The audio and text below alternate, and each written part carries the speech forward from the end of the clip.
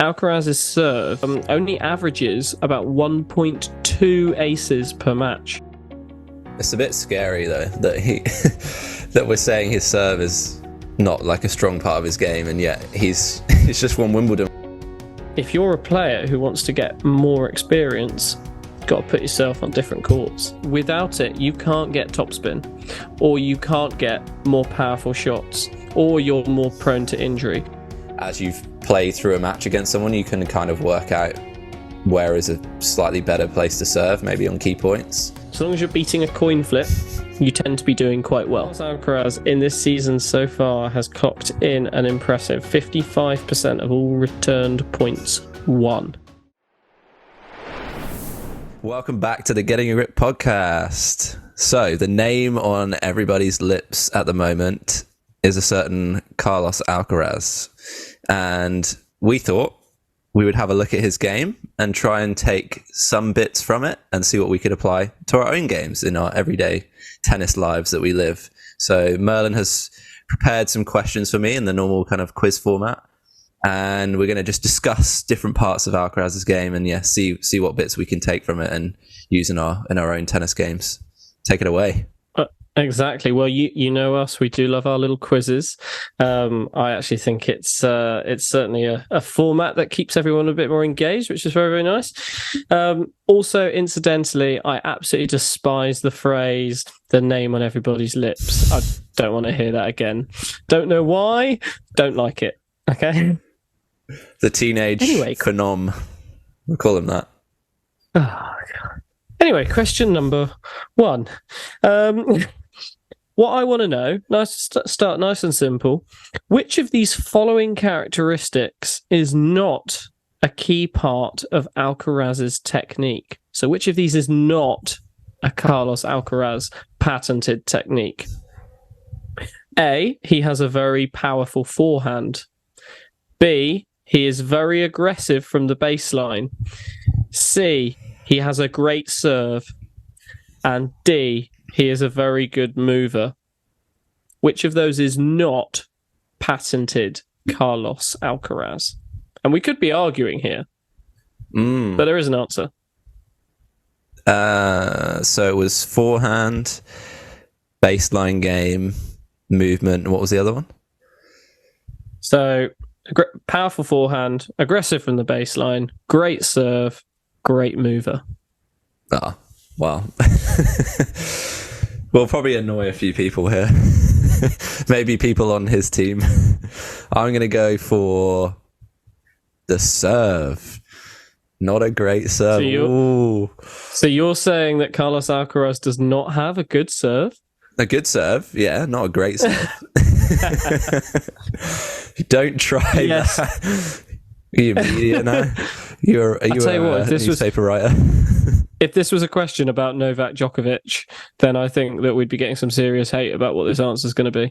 But anyway, you're correct. That is indeed the answer. That is not one of his hallmark great parts of his technique and tactics. He doesn't have a great serve. Interestingly, Alcaraz's serve only averages about 1.2 aces per match. So on a pro tour, he only manages just over 1 ace per match, which, you know, you look at a lot of these big matches, except for the Isners, Karlovic's, Andersons of the past and whatnot. People are averaging at least 5, 6, 7, 8. So only 1. That's kind of shocking in my opinion. But anyway, the reason I bring this up is because a lot of people put massive focus on the serve. But it all depends on what you believe the serve to do in a match. So for me, if I'm using a first serve, I'm looking to get a free point. Trying to get a mistake. Maybe they hit it out, they don't hit it, something like that. Whereas on the second serve, you're looking to sort of engage in a point, but preferably in a favourable way. I would argue that Carlos does not look at his first serve as a way of gaining a free point so much, as he looks at it as more of a, I'm going to get the upper hand straight away in this point. He wants to engage you in that battle straight away. And I think that works quite well for him. Anyway, reason I bring it up, serving, I think, is super important. He kind of doesn't show that. It's a bit scary though that that we're saying his serve is not like a strong part of his game, and yet he's just won Wimbledon, where you would typically associate with big servers doing well. Although we say that, and really, like in Wimbledon, big servers, they do tend to get to, latter rounds, but how often does a big server actually win it, especially in the modern game?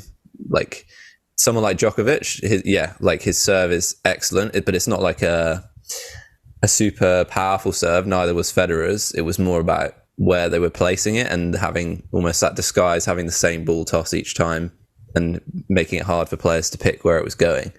So I think that's where he could probably, like, he's got the power on his serve. He could serve like for sure, 35 miles an hour, like no problem. But it's kind of bringing in that subtle kind of tactical awareness and accuracy with the serve to try and think about where he's trying to put his opponent a bit more, and maybe even take a little bit of power off. Because I think if he's not getting that many aces now anyway, then does he really need to serve that fast? Could he maybe take a little bit off and take a leaf out of maybe Federer's book and think about where he's trying to place a serve and where he's trying to put his opponent? I think that's it. You bring up Federer for good reason, because he never had what you would call an insane serve. Obviously, all of these guys serve incredibly well at the top. But for me, the pro tip is here, Carlos Alcaraz perfectly demonstrates what I try and tell people as a coach. Okay, yeah, when I play, I think of my first serve as let's get a free point, because I'm quite aggressive when it comes to my serving. But ultimately, if I was teaching someone, I think mentality-wise, what matters is that you're making first serves. So it doesn't matter what level you're at. If you need to take something off of your serve in order to get it in, then that's going to make the major difference in any match that you play, any points that you play. Get the first serve in. Obviously, don't just plop it over the net for someone to destroy, but get the first serve in. That's so important. And I think that's a mental reason as to why Alcaraz is so successful, because he's making serves more frequently than other players. And also, even if you take a bit of pace off that first serve, the person returning is probably, as long as you, like, I wouldn't say be doing that every time. Like, you can still throw in like a faster one to, you want to be unpredictable. But the returner on the first serve is not going to have the mentality maybe of, I'm going to try and get on top of the point or hit a winner from this serve. So that gives you a little bit of an advantage as well, where you're not going to be put on the back foot straight away, at least. Yep. Quite right. Anyway, let's move on to question number 2. What I want to know, quite simply, is which surface is Carlos Alcaraz's best? Is this A, the hard court, B, the clay court, C, the grass court, or D, the indoor court?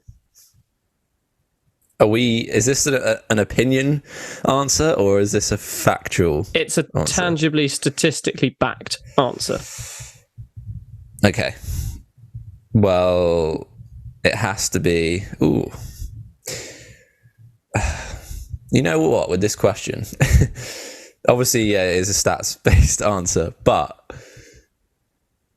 I'm not going to say grass, even though he's won 2 big tournaments recently. But traditionally he did grow up on the clay, so you're always inclined to say that. But a lot of his success, especially early on, has come on hard courts. So that always kind of plays on my mind a little bit.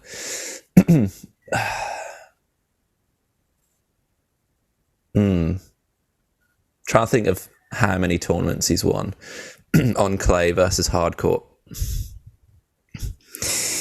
Didn't think this question would rumble you quite as much as it clearly has. I'm rattled.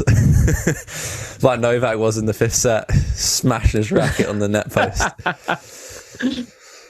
Oh, you know what? I'm going to go with, if it's a statistics-based question. Nah, I'll stick with my heart. I'll stick with clay, but I'm not actually super confident in that. Final answer? Yeah, go for it. You're correct. It is clay. Out of all the surfaces, clay is the surface where Alcaraz has the highest percentage of wins at 72%. So obviously that's quite significant. He does quite well on the clay. And that was kind of evident, I think, in terms of, the last 2 years we've watched him climbing. The Masters he does so well at and wins, they tend to be the clay ones. We're looking at Madrid and all of those other ones that they play. Sort of Spain and Rome and stuff like that is what he grew up on. Naturally, going to be better. So yeah, but the kind of reason I bring this up is, if you want to be like Carlos Alcaraz, you can have a favourite surface, but he's just won Wimbledon, which is grass. He's also just won the US Open, which is also hard court. Well, you kind of have to be good at most of them, if not all of them. So that's kind of why I bring it up. If you're a player who wants to get more experience, you've got to put yourself on different courts. Yeah, very good point. I think that was something we talked about a lot after he just won Wimbledon, was his adaptability, right? It's not even a case of necessarily like adapting quickly as it is a case of being kind of open-minded in a way. Like if you see someone like Medvedev, he's had this kind of like hate relationship with clay, right? It's quite well known these days. And I think if you already have that in the back of your mind, you're already kind of limiting yourself in what you can do. And there's so many like aspects of your game that you can develop by being open to trying different surfaces, improving little parts of your game that maybe could even then transfer back when you go back to your favorite surface. And thinking about Alcaraz and his serve, for example, which he can still use the things he's learned on grass to apply back into his clay and hard court game. So yeah, I think it's just having that open-minded approach, and it's just learning like how the ball reacts differently on different surfaces, and having to use other shots more than you would on other surfaces. Again, like, for the slice, for example, that's going to be used more on grass, but then is this shot that you could still then use maybe on hard court sometimes. So it's just trying to develop, if you want to develop a well-rounded game, then I think trying the different surfaces is super important for that. Yeah, I think you're absolutely right there. And that hits the nail on the head. If you want to improve your tennis, fine, get some coaching. Fine, play lots of matches. But try and vary it up. Choose different opponents and choose different surfaces. And you will get better.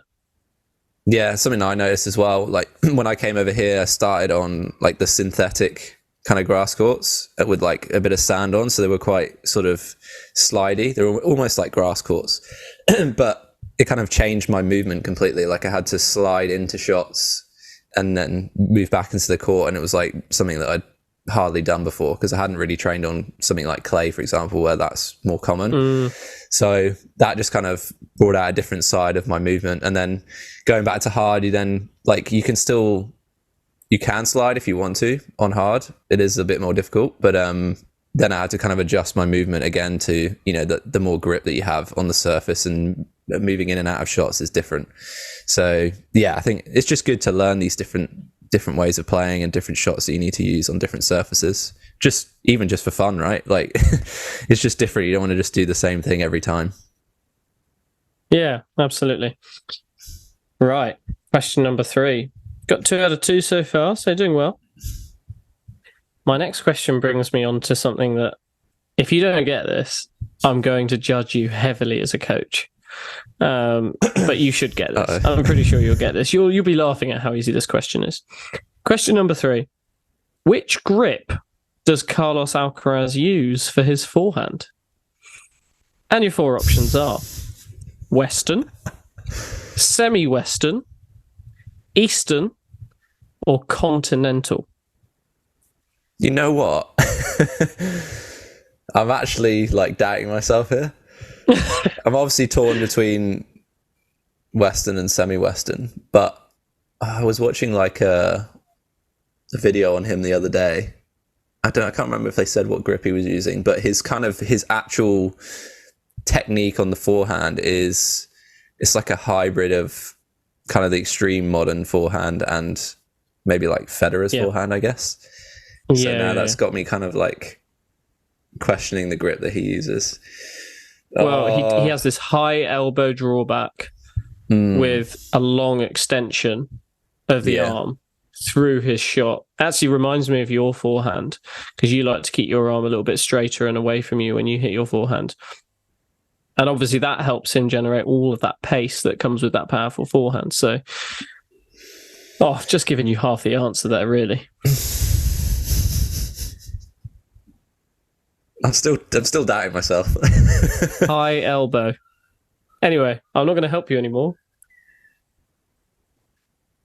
Okay, let's go with Western. Western. Is that your final answer?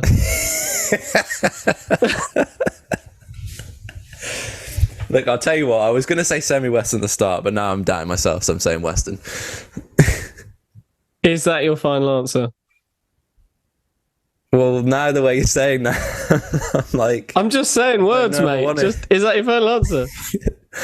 Sure, you're saying words, but what is your intention with those words? Oh, for God's sake.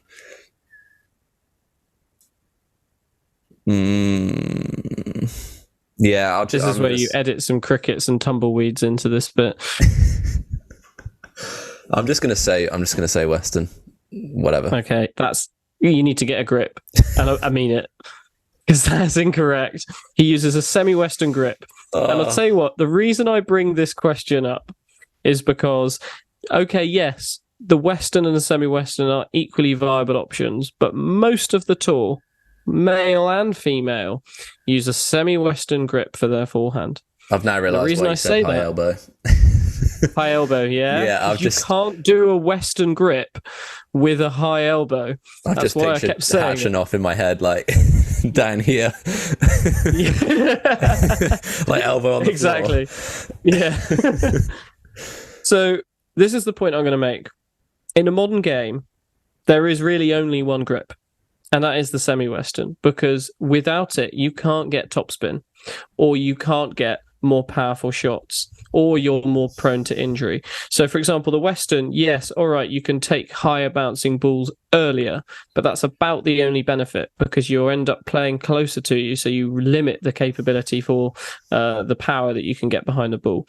Eastern grip, well, that's just stupid. You wouldn't use that for a forehand, because that's a backhand grip. You wouldn't use continental anymore, because that's how they used to play in the 1960s. Yes, fine, you can hit the ball well, and in the older generation, that is a very viable way to play tennis. The only problem is, try hitting continental gripped shots and getting topspin. You can't do it. So the semi-Western is the only viable grip to create what I would argue a top player like Carlos. And therefore, if you're serious about your tennis, and you're not just doing it for a bit of enjoyment throughout your week, for example, you have to learn it. Yeah, and if you're kind of wondering exactly what that grip is, like me, no. Obviously you can find like images online of what it looks like, but it's basically like starting with the continental grip, i.e. like almost like a hammer grip, and then you kind of basically rotating the racket round almost to like, would you say 45 degrees if it's just kind of like straight out with your hand? Yeah. I always find that there's like a bevel, right? If you hold it in, you call it the hammer grip. I call it the chopper grip. Also continental. That's basically holding it like you're going to chop something up with your racket frame.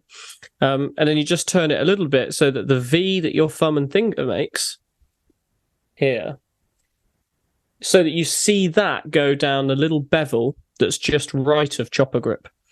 And then you've got your semi-Western. There you go.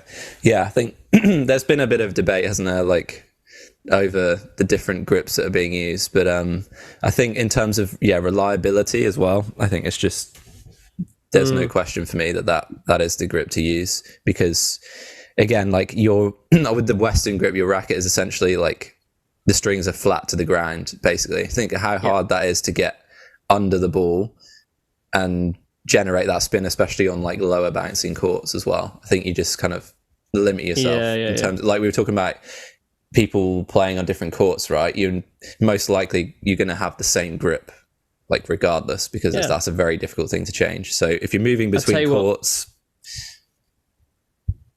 I tell you what, the best way to do the semi-Western grip without any of the nonsense that we've just said is to drop your racket on the ground and pick it up. Guarantee you'll pick it up in the right grip, because that's how our hands work. So if you want to learn that semi-Western grip, drop your racket, pick it up, and I guarantee you it'll automatically be holding it right on the handle. There we go. Top tip from Coach Merlin there. That's an LTA tip, that. The LTA teaches that now. That's a similar tip to...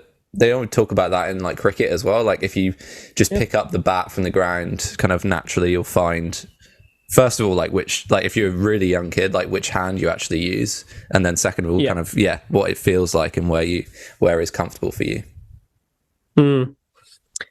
Okay, well, 2 out of 3. Let's go for question number 4. This is a little bit more in depth, and this is a little bit more about sort of the tactics, the mentality. What I want to know is, what percentage of break points has Alcaraz faced on his serve and won? And your options are 47%, 55%, 62%, or 71%. I actually kind of thought it would be higher than that, like a higher percentage of breakpoints saved. Maybe I'm a bit optimistic there. I'm leaning towards the higher end, because naturally you should be winning more points on your serve than you lose anyway. So, and especially when it comes to when you're breakpoint down, sometimes people just tend to like focus in that little bit more.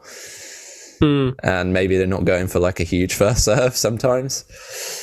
So, what were the final two? 62 and 71, something like that? Yeah, 62 or 71% were the last two.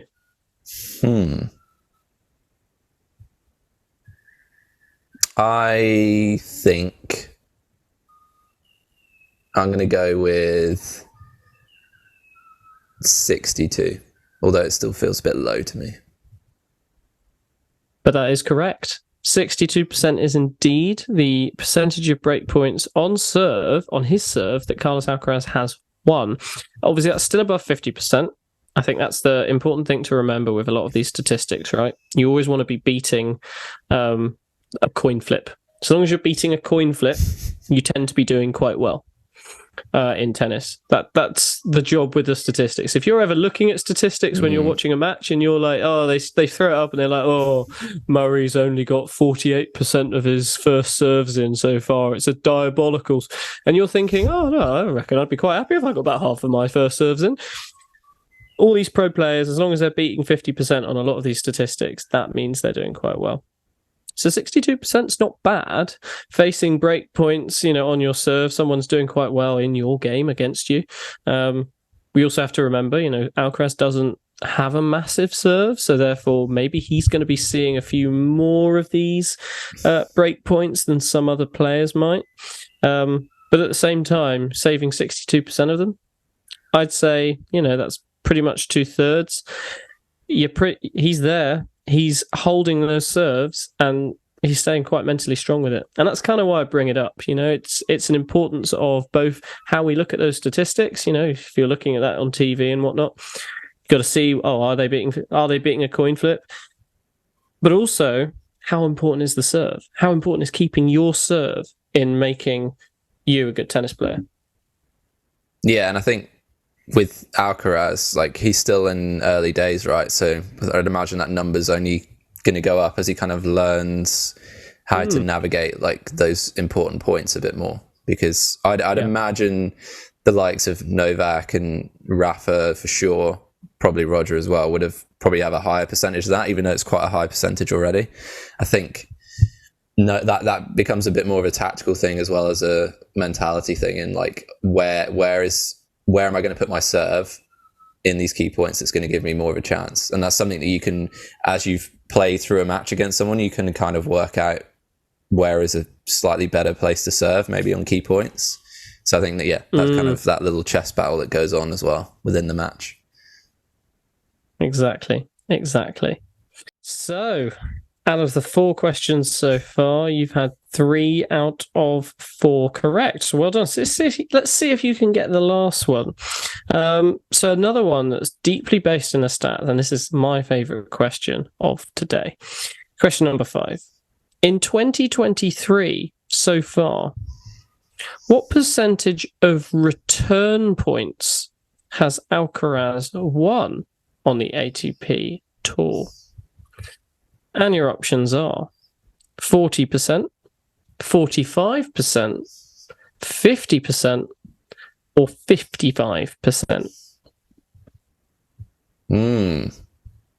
Well, his return game is something that has definitely come on a bit, especially on the grass. I think that was one of the key reasons that he actually won Wimbledon in the end, was his depth of return, especially his consistency of return. This is a tough one. Because I know generally in my head, I'm like, first serve return points won is generally down pretty low at like, I don't know, 20, 30%. Yeah. If that. Yeah. And then second serve return points won is, if you're good at returning, this can be over 50% for sure. So on average, I'm going to go 45.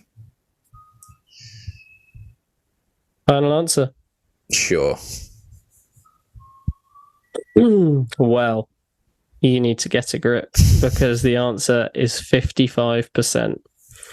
Oh, wow. Carlos Alcaraz in this season so far has clocked in an impressive 55% of all returned points won.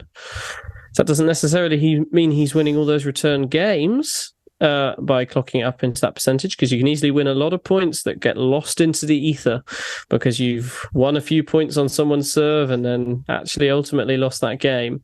However, 55% is an astounding level of returning on the ATP Tour. And the reason I bring this up, because obviously we know that what I said before, you have to be looking for, are they beating the coin flip? And Alcaraz is beating the coin flip on returning. And arguably one of the greatest returners the game has ever seen. Yes, you could say Djokovic, but humour me, I like Murray more. One of the greatest returners the game has ever seen, and you still can't deny this, whether you deny me the big 4 versus the big 3. That's fine, I don't mind that debate. But you can't deny that Murray is one of the greatest returners of all time. In 2016, Murray had exactly the same return statistic of all points won on the tour in that season, in that year. And I know for a fact that Djokovic has also, over many seasons, clocked in similar statistics around 53 to the 57% mark of return points won. Okay, you're thinking, who cares? Okay, he can return. But that's another thing.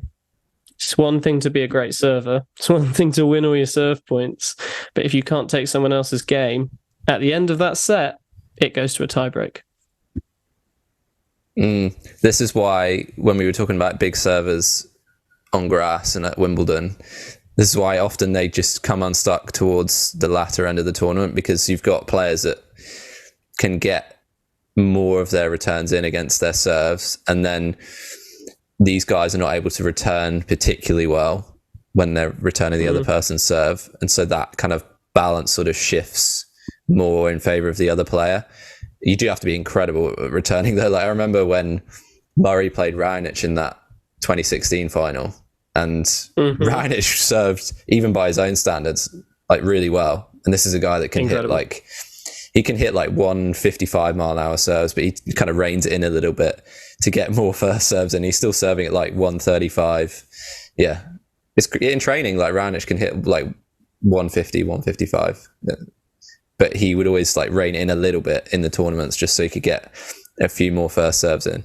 So even in that final, Murray was able to return like, I think there was nearly a 140-mile-an-hour serve in there, something like that, and he still won that. He won that point, I think, which was just ridiculous. But it's more the kind of, you're trying to put pressure back on the opponent, right? So the more you can make, even if you don't win a lot of those their service games, if you're making inroads and then you're able to hold serve fairly comfortably, then it just shifts that pressure back onto them each time, and then that can then lead to them making less first serves, or because they're maybe having to go for more on the first serve now, or hit it closer to the lines. So it's all about trying to shift that pressure and the kind of on the mental side of the game in your favor. And I think that's why returning has been like, I mean, Djokovic has a pretty much complete game, but returning is arguably like the most important aspect of his game, some would say, because of that. Yeah, absolutely right. I'm slightly debating the statistic you chucked out there of 150, 155. I'm not even sure that that's actually been done yet, as in a common on tour sort of thing. I know the record's above that, not on but tour.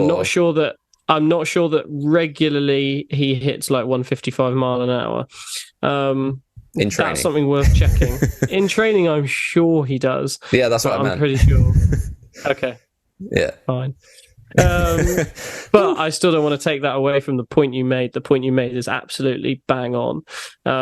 If you can return the big boy serves and get them back, just putting a pressure on, returning the serve is half the battle there, because people are expecting you to just either make a mistake or get something weak back. And that really does aid that mental battle that you're having at the same time. Sometimes we make tennis sound so hard, the physical battle and then the mental battle, but that it is the hardest sport in the world. So therefore, all of these aspects are so important to consider. And if you're someone who's just starting out on tennis and you're thinking, oh Christ, I don't think I'm ever going to get to a point where I'm having, battles like that.